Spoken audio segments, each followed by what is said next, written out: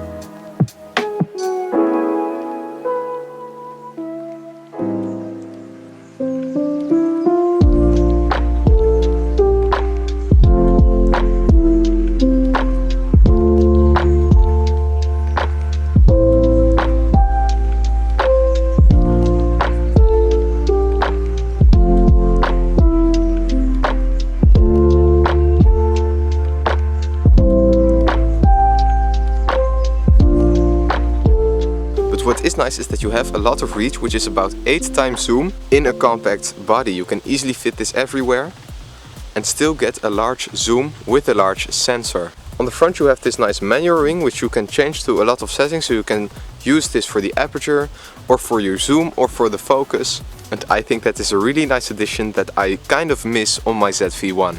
And when we take a look at the photo quality, it looks like the photos were shot on an actual camera and not on a smartphone. But while the image quality is great, it's nothing amazing in my opinion.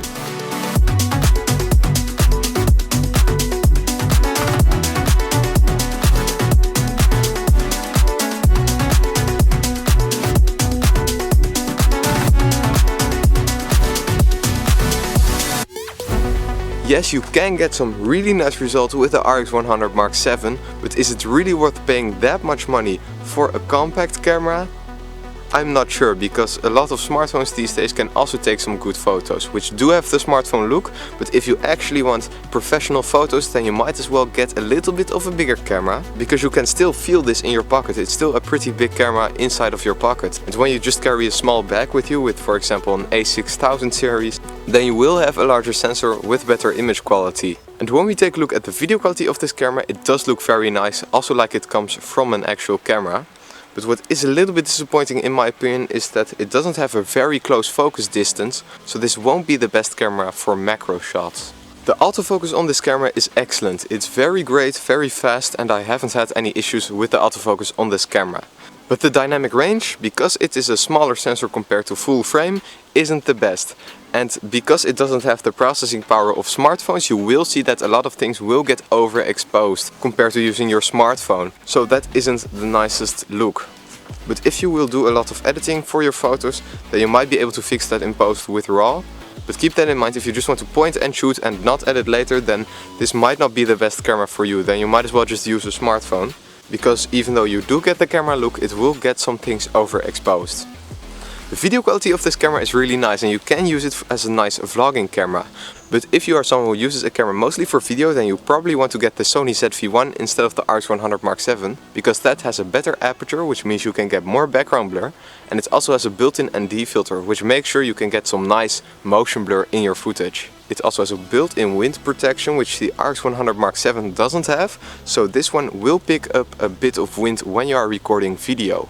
But that doesn't mean that the video capabilities of the RX100 Mark VII are bad. You can use this as a nice vlogging camera also because it has a good flip-up screen and the lens is most of the time wide enough to capture you in the frame.